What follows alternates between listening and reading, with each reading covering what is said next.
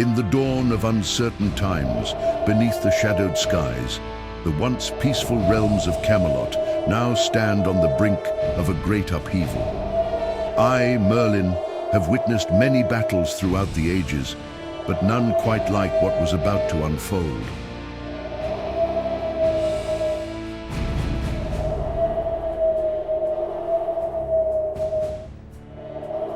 Arthur, his eyes reflecting the flames of resolve and wisdom beyond his years, stands atop the highest tower of Camelot. In his hands, he holds not yet Excalibur. That legendary blade still waits in stone, but his father's sword, a worthy weapon that has defended these lands for generations. The blade catches the sun's first rays, casting a radiant light across his army, a beacon of hope in the encroaching darkness. Camelot, a shining jewel of civilization rising from the ancient hills, its white towers reaching skyward like fingers of hope. More than mere stone and mortar, it stands as a beacon of justice and enlightenment in an age of darkness. Within its mighty walls, nobles and commoners alike work together in pursuit of a greater dream, a realm where wisdom prevails over brute force, where justice tempers power, and where all people might live in dignity and peace. The warning came first from the northern watchtowers, ancient beacons blazing to life one by one across the darkened hills like a chain of desperate stars. Each signal fire carried the message southward. Malagar's forces approach. From tower to peak to castle wall, the flames danced their urgent warning, each beacon keeper adding their fire to the night's grim telegraph. Through the countryside, village after village awakens to the horns of alarm. Farmers abandon their fields, merchants their wares, as families gather what little they can carry and flee toward Camelot's protective walls. The roads fill with refugees, cartwheels creaking under loaded possessions, children clutching favorite toys, mothers carrying infants. In his obsidian fortress, carved from the Black Mountains where even ravens fear to nest, Lord Malagar conducts his dark rituals. The chamber's air grows thick with malevolent energy as he moves between circles of forbidden symbols etched into the stone floor.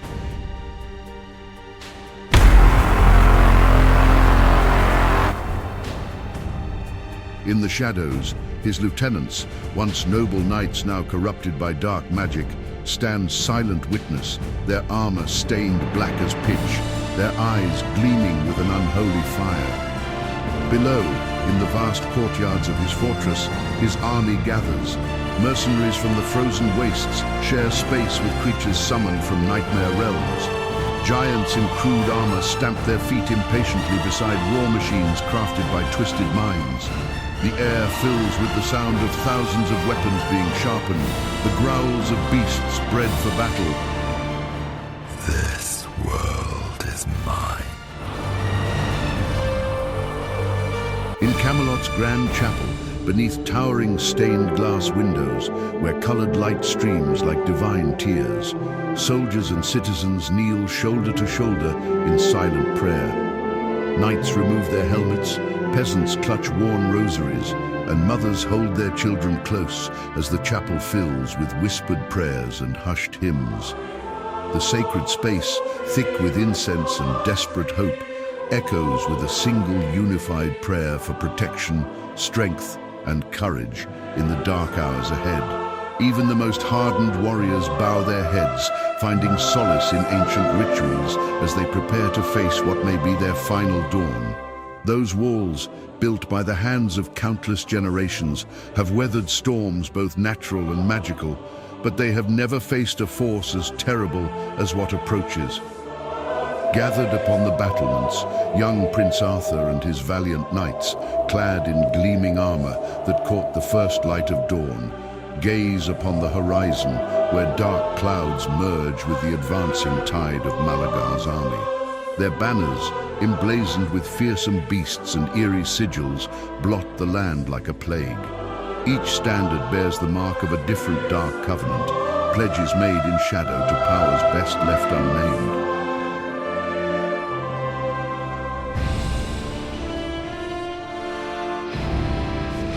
The air, thick with impending dread, carries the whispers of war as the legions of the malevolent Lord Malagar march towards the ancient walls of Camelot. In every corner of the land, from the grand halls to the humblest of homes, the people of Camelot stand together, united in their defiance against the darkness that threatens to consume their world. And so, beneath the shadowed skies, the battle for the soul of Camelot unfolds, a dramatic and epic struggle for the very survival of Arthur's kingdom. Trebuchets with frames carved with cursed runes, battering rams crowned with dragon skulls, and scaling towers that seem to writhe with dark energy. The very sight of them sends shivers through the bravest of hearts. I watch from my tower as he surveys his forces. The knights of the Round Table, though that sacred circle is yet to be formed, stand ready in their positions.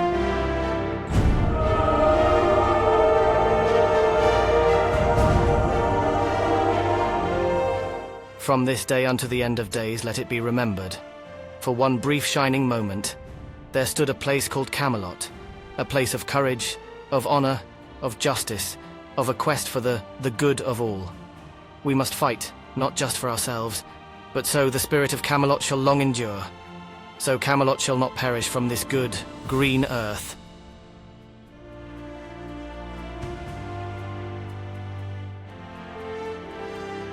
Sir Ector, Arthur's foster father, leads the central defense. Sir Kay, who trained with Arthur since boyhood, commands the archers. Each commander knows their role in the desperate hours to come. Atop his armored nightmare steed, Lord Malagar rises before his assembled hordes, his black armor drinking in the morning light. His voice, twisted by dark magic, booms across the battlefield like rolling thunder. "Behold Camelot!" he roars, raising his cursed blade toward the defiant walls. "With its pretty towers and noble dreams, tear it down stone by stone. Let its foundations drink the blood of its defenders. Let its ashes scatter on the winds of our victory." His army responds with a thunderous cry that shakes the very earth, their weapons raised in a forest of steel, their corrupt hearts beating as one with their master's dark will.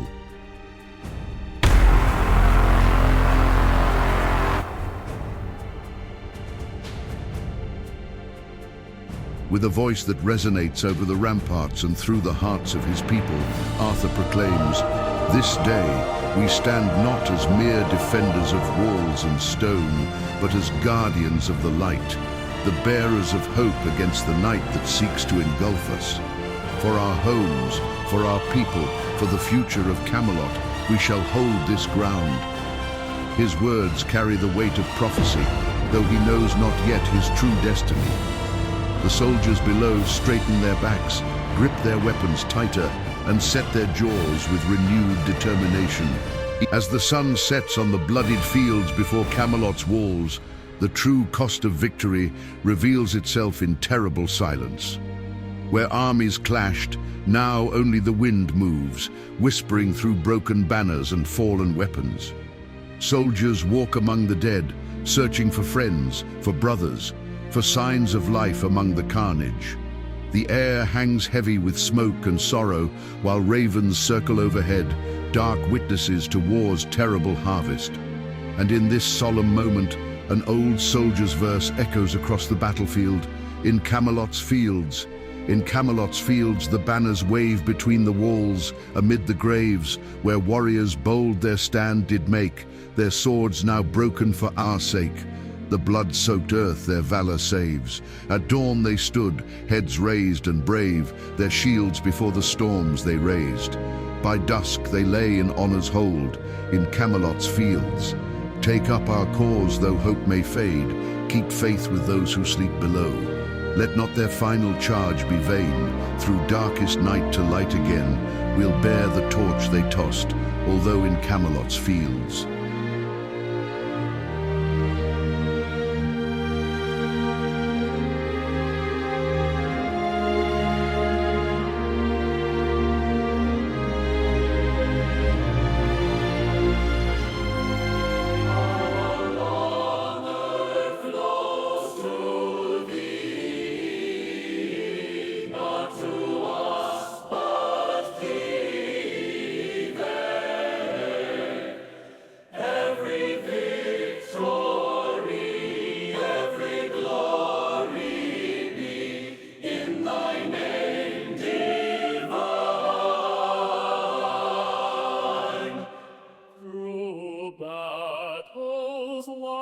through deeds done, not for mortal praise, but for thy ways. Let thy light shine, O